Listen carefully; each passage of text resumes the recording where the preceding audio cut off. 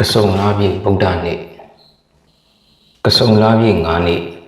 1နိယတပြာဒိတ်ယူသည်နေ့လေးပင်ချေကဘာတသိန်းအစကစုံလာပြီနေ့2ဖယားမွေးဖွားသည်နေ့မဟာတက္ကရာ68ကစုံလာပြီတောက်ကြနေ့3ဖယားဖြစ်သည်နေ့မဟာတက္ကရာ103ကစုံလာပြီဗုဒ္ဓဟူးနေ့4ဗုဒ္ဓဝင်အကျဉ်းဟောသည်နေ့မဟာတက္ကရာ104ကစုံလာပြီ5ပရိနိဗ္ဗာန်စံသည်နေ့မဟာတက္ကရာ148ကစုံလာပြီအင်္ဂါနေ့ဖွားပွင့်ဟောဆံဗျာဒိတ်ခံမှတ်ရန်ကစုံလာပြီနေ့ကစုံလာပြီနေ့ဟာဗုဒ္ဓဘာသာတို့ရဲ့နေတူးနေ့မြတ်ကြီးတစ်နေ့ဖြစ်ပါတယ်။ဘာကြောင့်လဲဆိုတော့1စုဖယားအလောင်းတော်သူမိတာယတိဟာဒီဗဒ္ဒကဘာမှာလေးစုမြောက်ဂေါရမဘုရားစင်စစ်ဖြစ်လိမ့်မယ်လို့ဒီပင်ကရာမြတ်စွာဘုရားထံဖယားစုပန်ပြီးဗျာဒိတ်ခံယူတဲ့နေ့ဟာကစုံလာပြီနေ့ဖြစ်ပါတယ်။နှစ်ဖွာဂေါရမဘုရားအလောင်းတော်တိဋ္ဌထမင်းသားလေးမွေးဖွားလာခဲ့တဲ့နေ့ဟာလေမဟာတက္ကရာ68ခုကစုံလာပြီနေ့ဖြစ်ပါတယ်။3ပွင့်ဂေါရမဘုရားအလောင်းဘောဓိပင်အောက်မှာဖယားဖြစ်တဲ့နေ့လဲမဟာတက္ကရာ103ခုကစုံလာပြီနေ့ပဲဖြစ်ပါတယ်။4ဟောဂေါရမဘုရားရှင်ဗုဒ္ဓဝင်အကျဉ်းကိုဟောသည့်နေ့ဟာမဟာတက္ကရာ104ကစုံလာပြီနေ့ဖြစ်ပါတယ်။4စံဂေါရမဘုရားပရိနိဗ္ဗာန်စံတဲ့နေ့လဲမဟာတက္ကရာ148ခုကစုံလာပြီနေ့သာဖြစ်ပါတယ်။5ဗျာဒိတ်ခံဖယားလောင်းတော်သူမိတာရှင်ရသည်ဟာဒီပင်ကရာမြတ်စွာဘုရားထံဖယားစုတန်ရာဒီဗဒ္ဒကဘာတွင်လေးစုမြောက်ဂေါရမဘုရားဧကံစင်စစ်ဖြစ်လိမ့်မယ်ဟုနိယတဗျာဒိတ်ခံယူတဲ့နေ့ဟာလည်းဒီကစုံလာပြီနေ့ဖြစ်ပါတယ်။ဒါကြောင့်နေရုနေ့မြတ်ဖြစ်သောကစုံလာပြီနေ့မှာဗုဒ္ဓဘာသာဝင်များအနေဖြင့်ဒါနသီလဘာဝနာကုသိုလ်တရားများကိုပွားများလာအောင်အားထုတ်နိုင်ကြပါစေ။ကစုံလာပြီနေ့အကြောင်းသိကောင်းစရာများ1ကစုံလာပြီနေ့သည်ဗုဒ္ဓဘာသာဝင်တို့၏နေထူးနေ့မြတ်ကြီးဖြစ်ပါသည်ကစုံလာပြီနေ့၏ထူးခြားချက်မှာဗျာဒိတ်ဖွားမြင်ဘောဓိပင်စံဝင်နိဗ္ဗာန်နံဆိုသည်နှင့်အညီသုံးလောကထောက်ထားတပ်ပင်ညုမြတ်စွာဘုရားနှင့်ဆက်၍ဗျာဒိတ်ခံယူသောနေ့ဖြစ်ခြင်းဖွားမြင်တော်မူသောနေ့ဖြစ်ခြင်းဖယားဖြစ်တော်မူသောနေ့ဖြစ်ခြင်းပရိနိဗ္ဗာန်စံတော်မူသောနေ့ဖြစ်ခြင်းဤထူးခြားချက်၄မျိုးတို့နှင့်တိုက်ဆိုင်နေပါသည်ဤကဲ့သို့ထူးခြားချက်၄မျိုးတို့နှင့်ပြည့်စုံသောကြောင့်ဤနေ့ကိုကစုံလာပြီဗုဒ္ဓနေ့ဟုအမွန်းတင်ခေါ်ဆိုကြပါသည်နှင့်ဤကစုံလာပြီနေ့တွင်မန်နဲ့ရန်ကိုအောင်မြင်တော်မူသောကြောင့်ဤနေ့ကိုကစုံလာပြီမန်အောင်နေ့အဖြစ်ဗုဒ္ဓဘာသာဝင်တို့၏စိတ်အစဉ်တွင်ဆွဲမြဲ၍နေကြပါသည်၃ဝိတာခနက္ခနှင့်ရှင်၍ဖွားမြင်တော်မူခြင်းပရိနိဗ္ဗာန်ဆံတော်မူခြင်းများကိုအကြောင်းပြု၍ကစုံလာပြီနေ့ကိုဝိဆက်လေးဟုခေါ်ကြပါသည်ဝိတာခလေးဟုဆိုလိုပါသည်၄ဗုဒ္ဓဘာသာဝင်တို့သည်ဖျားဖြစ်သောနေထူးနှင့်မြတ်ကိုအာယုံပြု၍ကစုံလာပြီနေ့၌ပရိဘောဂစေတီထိုက်သောဘောဓိပင်ကိုရေသွန်းလောင်းလေးရှိကြပါသည်၅ဘောဓိပင်သည်တပိညုတဉာဏ်တော်ကိုရ၍ဖျားဖြစ်တော်မူရာဌာနဖြစ်ခြင်း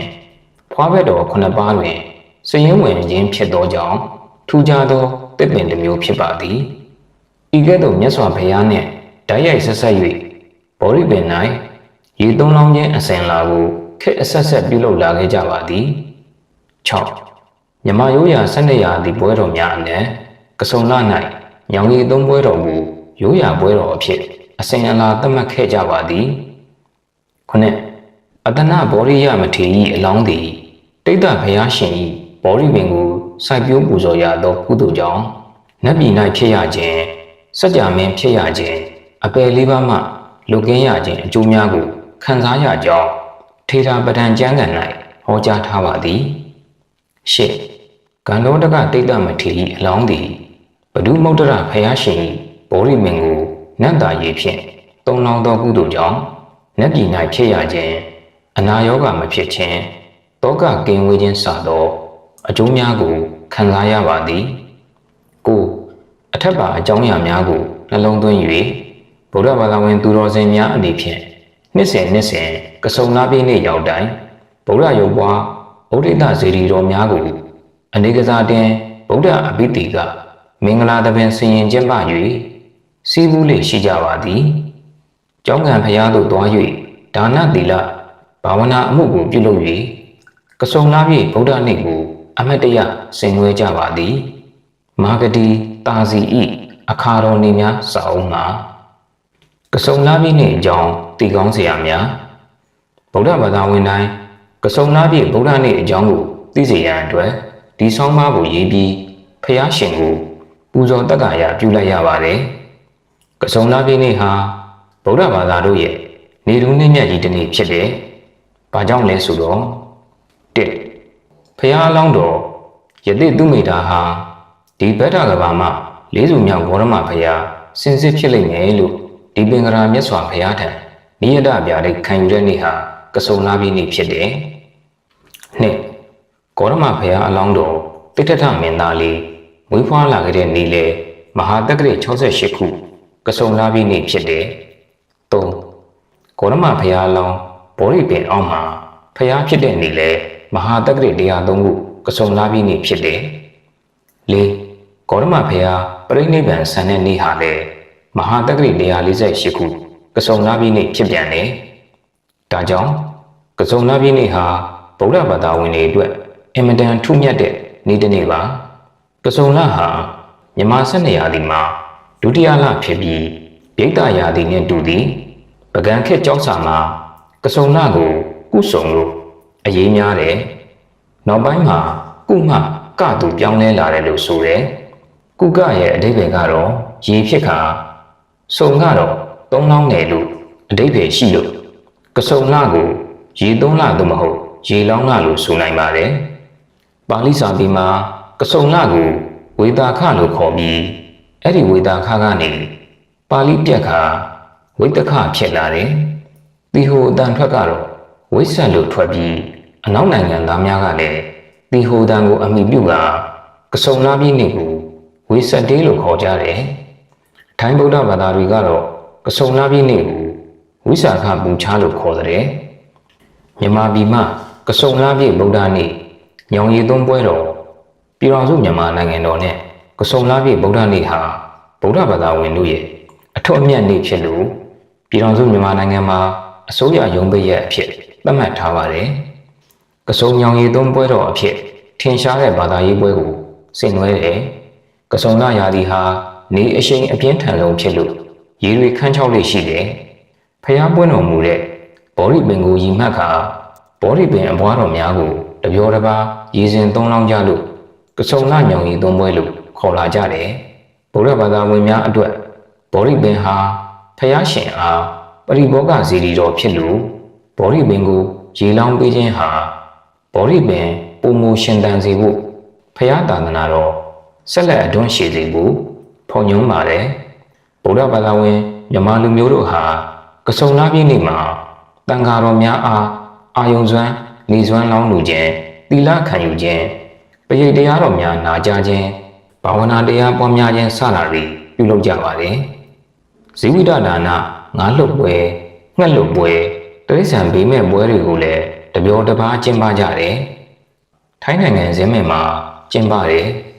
ကစုံလပြည့်ဗုဒ္ဓနေ့ဝိစာခပူချာထိုင်းနိုင်ငံကစုံလပြည့်ဗုဒ္ဓနေ့ထိုင်းနိုင်ငံဟာဗုဒ္ဓဘာသာနိုင်ငံတော်ဖြစ်လို့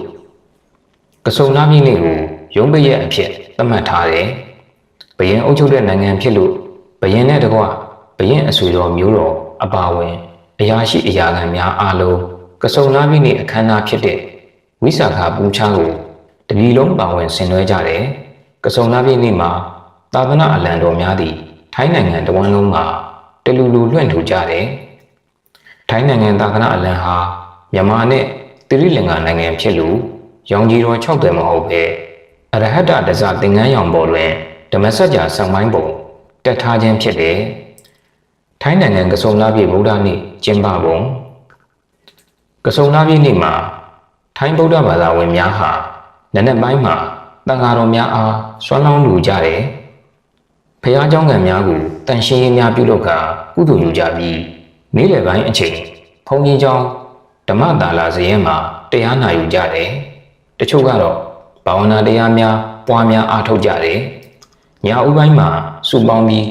လူတဦးလျင်ဖျောင်းနိုင်တဲ့တိုင်အမွှေးတိုင်၃တိုင်ထွန်းကြီးကပန်းတပွင့်နဲ့အတူဇေဒီတော်အားလက်ရရဲ့၃ဘက်ပတ်ခါပူဇော်ကြတယ်။ဇေဒီတော်ကိုလက်ပတ်စဉ်ဖျားကုံတော်တရားကုံတော်နဲ့တန်ခါကုံတော်များကိုရုပ်ဖက်တည်းစေကြတယ်။တန်ခါတော်များထံတရားနာယူကြတယ်။ထိုင်းနိုင်ငံရဲ့ထင်ရှားတဲ့ကဆုံလာပြည်ဗုဒ္ဓနေ့ကျင်းပတဲ့နေရာကတော့နခွန်ပထုံရှိဗုဒ္ဓမုံထွန်ဘုရားပဲဖြစ်တယ်။အဲ့ဒီနေရာမှာထိုင်းဘုရင်မင်းမြတ်သို့မဟုတ်ဆွေတော်မျိုးတော်များကဗုဒ္ဓဘာသာဝင်လူထုကိုဥဆောင်ပြီးဝိစာခပူချာဝိတာခပူဇာပွဲကိုနှစ်စဉ်ကျင်းပတယ်။ထင်ရှားတဲ့ထိုင်းနိုင်ငံတက္ကသိုလ်တွေမှာလည်းဝိစာခပူချာအခမ်းအနားများကျင်းပကြတယ်။အပြည်ပြည်ဆိုင်ရာဗုဒ္ဓဘာသာအစည်းအဝေးများကိုလည်းကျင်းပခဲ့ကြတယ်။တိရိလင်္ကာနိုင်ငံဝိစတ်တိကျင်းပဖို့တိရိလင်္ကာနိုင်ငံနဲ့ကဆုံလပြည့်ဗုဒ္ဓနေ့တိရိလင်္ကာနိုင်ငံသားများကတော့ကဆုံလပြည့်ဗုဒ္ဓနေ့ကိုဝိစတ်လို့ခေါ်ကာရုံးပိတ်ရက်အဖြစ်သတ်မှတ်ထားတယ်။ကဆုံလပြည့်နေ့ဟာအထူးခြားဆုံးနေ့အဖြစ်သတ်မှတ်ခါပွဲတော်ကို9ရက်ခန့်ကျင်းပတယ်။အစီအကားဆုံးနေ့ကတော့ကဆုံလဆန်း14ရက်လာပြည့်နေ့နဲ့လာပြည့်ကျော်1ရက်နေ့ပါပဲ။ဗုဒ္ဓဘာသာဝင်တိုင်းသာသနာအလံတော်ကိုလွှင့်ထူထားကြတယ်။ထင်ရှားတဲ့ဇေဒီတော်ကျောင်းတော်နဲ့လမ်းဆောင်လမ်းကွာတွေမှာမီးစင်မြင်ကြီးဆောက်လုပ်ခါဖျားရှင်ရဲ့စေးပကြီးပုံတော်ပတ်ပတ်လည်နဲ့ဇာတကစေးပကြီးပုံတော်တွေကိုလျှက်စင်မီများအလှဆင်ကမိုးလင်းပေါက်ထွန်းညှိပူဇော်ကြတယ်။အစိုးကပွဲများမရှိပေမဲ့အလွန်စီကားတယ်။ရောင်စုံမီးပုံအလှပြိုင်ပွဲများကျင်းပတဲ့နေရာမှာဆိုရင်ပွဲလာပြည်သက်များကြိတ်ကြိတ်တို့စီကားလာတယ်။တိရိလင်္ကာနိုင်ငံကဆုံလာပြည်နေ့လမ်းလုံလမ်းကွာမှဗုဒ္ဓဝင်မကြီးကားအနေနဲ့အရရက်မှဗုဒ္ဓဘာသာဝင်များအထူးသဖြင့်ရွာသူရွာသားများဟာကူလံပူမြို့သို့မဟုတ်မြို့ကြီးများမှ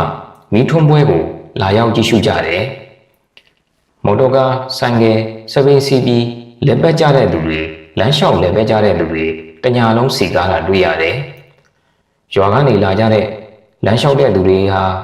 များသောအားဖြင့်ဖဏမစည်းကြပြီးအချို့သောစေတနာရှင်များကမိမိအိမ်ရှိမှရေအေးအချို့ရည်များနဲ့၎င်းအချို့ကတော့မနက်ဆောင်ပြီးထမင်းဟင်းများစတုတီတာအလူများပြုလုပ်ပြီးကုသိုလ်ယူကြတယ်။အချို့အိမ်မှာစပီကာအကြီးကြီးနဲ့ဗုဒ္ဓဝင်သချင်းတွေဖွင့်တချို့ကတော့တီဟိုရိုးရာပုံဒီကကခုံပျော်မြူးနေကြတာကိုတွေ့ရတယ်။ပွဲတော်ကာလအတွင်းရင်ကျော်ပိတ်ဆို့မှုတွေများစွာဖြစ်ပေါ်တယ်။ထင်ရှားတဲ့လမ်းဆောင်လမ်းကွာနဲ့သမိုင်းဝင်ကလျာဏီယအကြောင်းတော်ကြီးကရုတ်တရဇေဒီတော်ကြီးကဏီမြို့ဆွေတော်ကျောင်းတို့ကတော့အလွန်စီကားတာတွေ့ရတယ်။တိရိလင်္ကာဗုဒ္ဓဘာသာဝင်များဟာဗောဓိညောင်မင်းကိုပရိဘောဂဇေဒီအဖြစ်လွန်စွာကြည်ညိုကြတယ်။နေ့စဉ်နေ့တိုင်းဗောဓိပင်ကိုရေလောင်းပူဇော်ကြတယ်။ဘုန်းကြီးကျောင်းတိုင်းမှာဗောဓိပင်ရှိရတယ်။ကဆုံလပြည့်ဗုဒ္ဓနေ့မနက်ပိုင်းမှာတိရိလင်္ကာဗုဒ္ဓဘာသာဝင်ကလေးလူကြီးများဟာဝိဖြူစင်ဝယ်ပြီးဘုန်းကြီးကျောင်းကိုသွားကြတယ်။ဓမျက်စီလဲခြင်းဗောဓိပင်အားပူဇော်ခြင်းတိလခံယူခြင်းပရိတ်ရွခြင်းဘာဝနာပွားခြင်းများပြုလုပ်ကြတယ်။တိရိလင်္ကာဗုဒ္ဓဘာသာဝင်ကလေးလူငယ်တွေပရိတ်ကြီးဆက်တုပ်ကိုရကြတယ်။ကဆုံလပြည့်ပြည်ပြည်ဆိုင်ရာဗုဒ္ဓဘာသာကွန်ဖရင့်ထိုင်းနိုင်ငံကဆုံလပြည့်နေ့ကိုအပြည်ပြည်ဆိုင်ရာရုံးပိတ်ရက်အဖြစ်သတ်မှတ်ခြင်းကဆုံလပြည့်နေ့ဟာဗုဒ္ဓဘာသာဝင်တို့ရဲ့အထွတ်မြတ်နေ့ဖြစ်တယ်။ဒါကြောင့်1998ခုနိုဝင်ဘာလ9ရက်မှ14ရက်အထိတိရိလင်္ကာနိုင်ငံကူလံပူမြို့တော်မှာကျင်းပခဲ့တဲ့အပြည်ပြည်ဆိုင်ရာဗုဒ္ဓဘာသာကွန်ဖရင့်မှာကဆုံလပြည့်နေ့ကိုကမ္ဘာရုံးပိတ်ရက်အဖြစ်သတ်မှတ်နိုင်ရန်အတွက်ညှိနှိုင်းဆွေးနွေးခဲ့ကြတယ်။အဲ့ဒီအစည်းအဝေးကနေ1999ခုစက်တင်ဘာလမှတိရိလင်္ကာနိုင်ငံခြားရေးဝန်ကြီးလက်ရှမန်းကတိခံဟာအဲ့ဒီအဆိုကိုကုလသမဂ္ဂသို့တင်သွင်းခဲ့တယ်။54ကြိမ်မြောက်ကုလသမဂ္ဂအထွေထွေညီလာခံမှာအဲ့ဒီအဆိုကို မြန်မာနိုင်ငံအပါအဝင်အာရှတိုက်ရှိဗုဒ္ဓဘာသာနိုင်ငံများတောင်အာရှအဖွဲ့ဝင်နိုင်ငံများရုရှားနိုင်ငံအမေရိကန်ပြည်ထောင်စုနဲ့အခြားနိုင်ငံများစုစုပေါင်း34နိုင်ငံကထောက်ခံကြတယ်။ဒါကြောင့်1999ဒီဇင်ဘာ23ရက်အစည်းအဝေးဆုံးဖြတ်ချက်အမှတ်184နဲ့ကမ္ဘာကုလသမဂ္ဂမှကဆုံလပြည့်ဗုဒ္ဓနေ့ကိုအပြည်ပြည်ဆိုင်ရာရုံးပိတ်ရက်ကဆုံ Universal Holiday အဖြစ်သတ်မှတ်ပေးခဲ့တယ်။ကမ္ဘာကုလသမဂ္ဂဆုံးဖြတ်ချက်ကတော့ဂေါတမဗုဒ္ဓဘုရားရှင်ရဲ့သာသနာတော်သည်ကမ္ဘာပေါ်မှာတက်တန်းရှိကြတဲ့ဘာသာတစ်ခုဖြစ်တဲ့အပြင်ဘုရားရှင်ရဲ့အဆုံးအမတော်ဟာနှစ်ပေါင်း2500ကျော်ကာလတိုင်အောင်လူသားတို့အပေါ်ကာယဒုက္ခစိတ်ဓာတ်ဒုက္ခနဲ့ငြိမ်းချမ်းရေးကိုဆောင်ရွက်ပေးခဲ့ပြီးနောက်အနာဂတ်မှာလည်းကမ္ဘာလူသားတို့အပေါ်ကောင်းကျိုးများဆက်လက်သက်ရောက်နေမည်ဖြစ်ကြောင်းတို့ဖြစ်၍ကုလသမဂ္ဂဗဟိုဌာနချုပ်နဲ့ကမ္ဘာပေါ်ရှိကုလသမဂ္ဂဌာနအသီးသီးတို့မှကဆုံလပြည့်ဗုဒ္ဓနေ့ဝေဆက်တေးကိုအပြည်ပြည်ဆိုင်ရာရုံးပိတ်ရက်အဖြစ်သတ်မှတ်ရမည်။ဤဆုံးဖြတ်ချက်အရဝေဆက်တေးကျင်းပရာတွင်ကုလသမဂ္ဂရန်ပုံငွေကိုသုံးစွဲခွင့်မရှိနှစ်စဉ်နှစ်တိုင်းကဆုံလပြည့်နေ့သည်မည်သည့်လအင်္ဂလိပ်လတွင်ကြာရောက်မည်ကိုကုလသမဂ္ဂဌာနချုပ်နှင့်အခြားသောကုလသမဂ္ဂဌာနတို့ကတိုင်ပင်ညှိနှိုင်းကာဆုံးဖြတ်သွားရမည်လို့ဆုံးဖြတ်ခဲ့ပါတယ်။ထူးခြားလာတဲ့ဗုဒ္ဓဘာသာဝင်တို့ရဲ့ကဆုံလပြည့်နေ့ကိုကမ္ဘာကုလသမဂ္ဂအပြည်ပြည်ဆိုင်ရာရုံးပိတ်ရက်အဖြစ်သတ်မှတ်ပေးခဲ့လေပြီ။ကဆုံလပြည့်နေ့ဟာဖျားရှင်အဆူဆူပွင့်တော်မူတဲ့နေ့လည်းဖြစ်တယ်။လောကမှာဖျားရှင်ပွင့်ထွန်းပေါ်ပေါက်လာခြင်းဟာလောကကောင်းကျိုးအတွက်ပဲဖြစ်တယ်။ဖျားရှင်ရဲ့အဆုံးအမတော်ဟာလောကသားတိုင်းအတွက်ဖြစ်တယ်။လောကသားတို့ဟာဖျားရှင်ရဲ့အဆုံးအမအတိုင်းလိုက်နာကျင့်သုံးပါကကာယဒုက္ခစိတ်ဓာတ်ဒုက္ခနဲ့ပြည့်စုံကြပြီးငြိမ်းချမ်းရေးအစစ်ဖြစ်တဲ့တဏှိဒုက္ခနိဗ္ဗာန်ကိုမလွဲဧကံရောက်ရပြီမည်။ဖျားရှင်အဆုံးအမဖြစ်တဲ့မကောင်းမှုရှောင်ကောင်းမှုဆောင်စိတ်ကိုဖြူအောင်ထားဗုဒ္ဓတိုင်းသာမိန်ခဲ့တာသုံးပြဤစကားအတိုင်းလိုက်နာကျင့်သုံးနိုင်ကြပြီးငြိမ်းချမ်းရေးအစစ်ဖြစ်တဲ့တဏှိဒုက္ခကိုရရှိနိုင်ကြပါစေ။မောင်မောင်မြတ်သူမျှဝေသည်လပြည့်ကဆုံလကိုပကံခေတ်ကကုဆုံကဆုံခုဆုံဟုအမျိုးမျိုးရေးသားခေါ်ဝေါ်ခဲ့တာကိုကြောက်စာများအရာသိရှိကြပါတယ်။ကုဆုံမှာမူရင်းဝေါဟာရဖြစ်ပြီးကဆုံစာသောကြံဝေါဟာရများမှာကုဆုံမှာရွေလျားပြောင်းလဲလာသောဝေါဟာရများဖြစ်ကြပါတယ်။ကုဆုံနှင့်ကဆုံတို့ရှိကုကပုဒ်တို့မှာကုတို့ကုခန်းကစုံကညုတ်ကတောက်စာသောဝေါဟာရတို့ရှိကုကပုဒ်တို့ကဲ့သို့ရေဟုအဓိပ္ပာယ်ရပါတယ်။စုံမှဆင်းသက်လာသောစုံမှာတွန်းခြင်းလောင်းခြင်းဖြန်းခြင်းအဓိပ္ပာယ်ရှိပါတယ်။ထို့ကြောင့်ကဆုံလအဓိပ္ပာယ်မှာရေသွန်းသောလရေလောင်းသောလရေဖြန်းသောလဟုဆိုလိုပါတယ်။ဗုဒ္ဓရှင်တော်မြတ်ဖျားသစ္စာလေးပါးမြတ်တရားကိုပိုင်းခြားထင်တယ်သိမြင်တော်မူရာမဟာဗောဓိပင်ဘွားဗောဓိပင်များကိုရေသွန်းလောင်းခြင်းဖြစ်ပါတယ်။တစ်ဂေါတမဘုရားရှင်သည်သူမေတ္တာရှင်ရည်သိဘဝတွင်ဒီပင်ကရာမြတ်စွာဘုရားထံတော်မှနောင်သောအခါတွင်ဘုရားစင်စစ်ဧကံအမှန်ဖြစ်လိမ့်မည်ဟုနိယတဗျာဒိတ်ကိုရရှိတော်မူခြင်းသည်ကဆုံလပြည့်နေ့ဖြစ်ပါတယ်။နှစ်မဟာတက္ကရာ68ခုကဆုံလပြည့်တောက်ကြနေ့မှာပဲဘုရားအလောင်းကိုဖွားမြင်တော်မူခဲ့ပါသည်။ဘုရားအလောင်းကိုဖွားမြင်တော်မူသည်နှင့်တပြိုင်နက်ယသောရယာမင်းသမီးအာနန္ဒာမင်းသားစန္နအမတ်ကာလုဓာယီအမတ်ကနကမြင်းရွှေဦးကြီးလေးလုံးနှင့်မဟာဗောဓိပင်ဟူသောဖွားဖက်တော်9ဦးတို့သည်လည်းဖွားမြင်ဖြစ်ပေါ်လာကြပါသည်။မဟာဗောဓိသည်မြစည်းမဒေသဥရဝေလာတော်တွင်ဖျားရှင်တို့ပွင့်တော်မူရာဗဟိုအချက်ချာအောင်မြေအရက်၌ပေါက်လာခြင်းဖြစ်ပါတယ်။၃မဟာတက္ကရာ103ခုနှင့်ကဆုံလပြည့်နေ့၌ဖျားအလောင်းသည်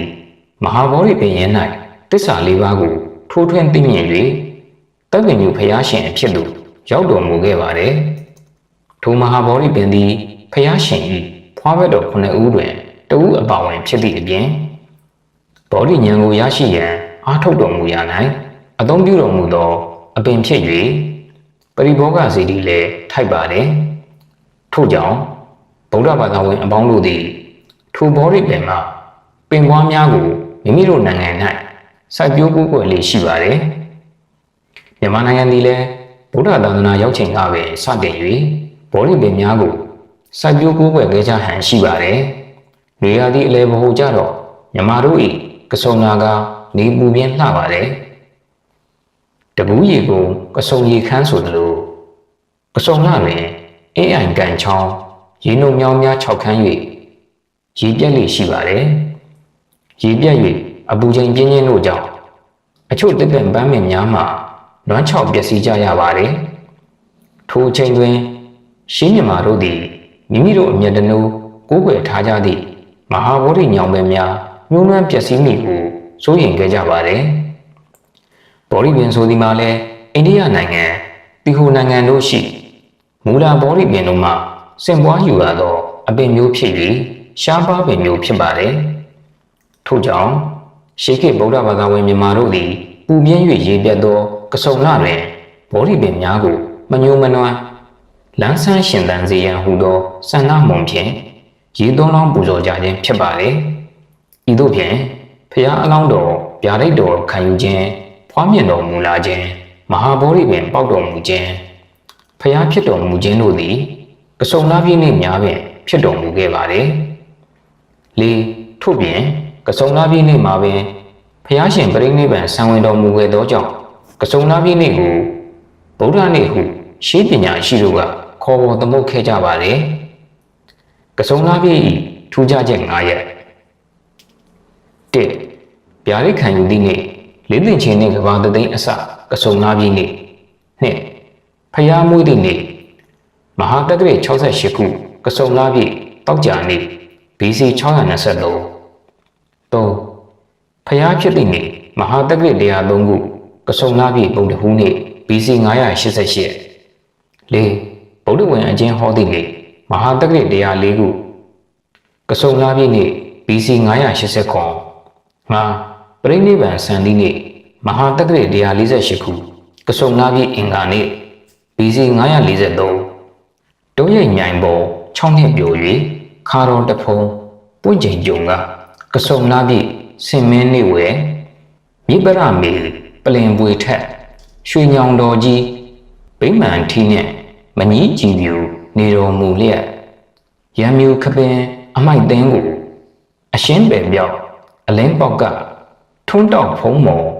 ပေါင်းလုံးကျော်သည်သုံးဖော်လူတို့ရမ်းပါကို103ခုကဆုံလပြည့်ဘုံတဖူးနေ၌ဖျားအဖြစ်သို့ရောက်တော်မူသည်လပြည့်ငွေကဆုံစုပန်နေ့လေးတင်ချေကိတသိန်းကတ်ကြုံ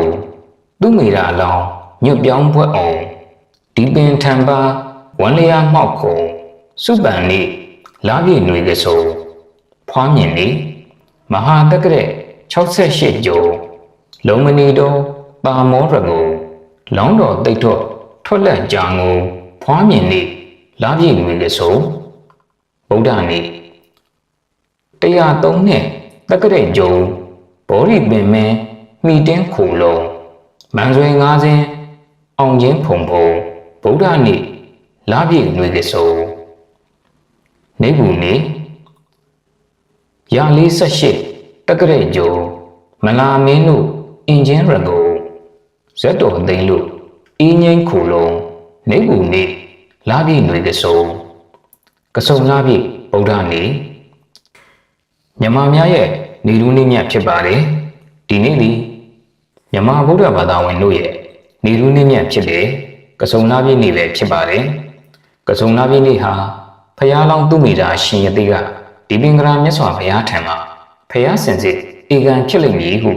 နိယတဗျာဒိတ်ကိုစတော်မူခြင်းဖျားလောင်းဖွားမြင်တော်မူခြင်းသစ္စာ၄ပါးကိုသိမြင်ပြီးဖျားဖြစ်တော်မူခြင်းမဟာဗောဓိပင်ပေါက်ခြင်းနဲ့ပရိနိဗ္ဗာန်ဆံဝင်တော်မူခြင်းဆိုတဲ့အလွန်ထူးခြားပြီးဗုဒ္ဓဝင်မှတ်တိုင်ကြီးများစိုက်ထူခဲ့သောနေလူနေ့မြတ်ကြီးဆိုလည်းမမှားပါဘူးဗုဒ္ဓဘာသာဝင်မြန်မာတို့ကကဆုံလပြည့်နေ့ကိုဗုဒ္ဓနေ့ဟုသတ်မှတ်ခါအခါတော်နေ့ကိုတခန္ဓနာကျင်းပလေ့ရှိကြပါတယ်ကဆုံလပြည့်ဗုဒ္ဓနေ့ကိုအနေနဲ့မှာကျင်းပမြဲမှုကဆုံလနဲ့ပတ်သက်သမျှမှ မှတ်သားစရာလေးတွေအနည်းငယ်တင်ပြခြင်းပါတယ်ကစုံလဆိုတာဘာသာသာသနာရှုထောင့်ကကြည့်ရင်အံ့ဩစရာအကောင်းတဲ့အဖြစ်တစ်နှစ်လေးတွေတိုက်တိုက်ဆိုင်ဆိုင်မြင်တွေ့နိုင်ပါတယ်ပြားရိပ်ဖွားမြင်ဘောဓိပင်စံဝင်နန်းနိဗ္ဗာန်လင်္ကာအရာဂေါရမဘုရားအလောင်းတော်အဖြစ်နဲ့သူမိသားရှင်ရသေးဘဝမှာဒီပင်ကရာမြတ်စွာဘုရားထံတော်မှာဘုရားစင်စစ်ဧကန်ဖြစ်လိမ့်မည်ဆိုတဲ့ဗျာဒိတ်တော်ကိုခံယူခဲ့ခြင်းဘုရားအလောင်းတော်အမိဝမ်းမှဖွားမြင်တော်မူခြင်းတစ္ဆာလေးပါးကိုသိမြင်လို့ဘုရားဖြစ်တော်မူခြင်းမဟာဗောဓိပင်ပေါက်ခြင်းပရိနိဗ္ဗာန်ဝင်ဆံတော်မူခြင်းဆိုတဲ့ဗုဒ္ဓနဲ့ပတ်သက်လို့သာသနာမှတ်တိုင်ကြီးများကဒီကစုံလမှာဖြစ်ခဲ့တာမို့ထူးခြားတဲ့လမ်းမြတ်ကစုံလို့တင်စားခေါ်ဆိုကြပါတယ်ဒါကြောင့်ပဲဗုဒ္ဓနဲ့ပတ်သက်တဲ့ရမျက်များစုံစည်းရာကစုံလရောက်ပြီဆိုရင်ကစုံလပြည့်ဗုဒ္ဓနဲ့စတဲ့ပွဲတော်များကိုအမွန်အမြတ်ပြုကာကျင်းပပြုလုပ်ကြပါတယ်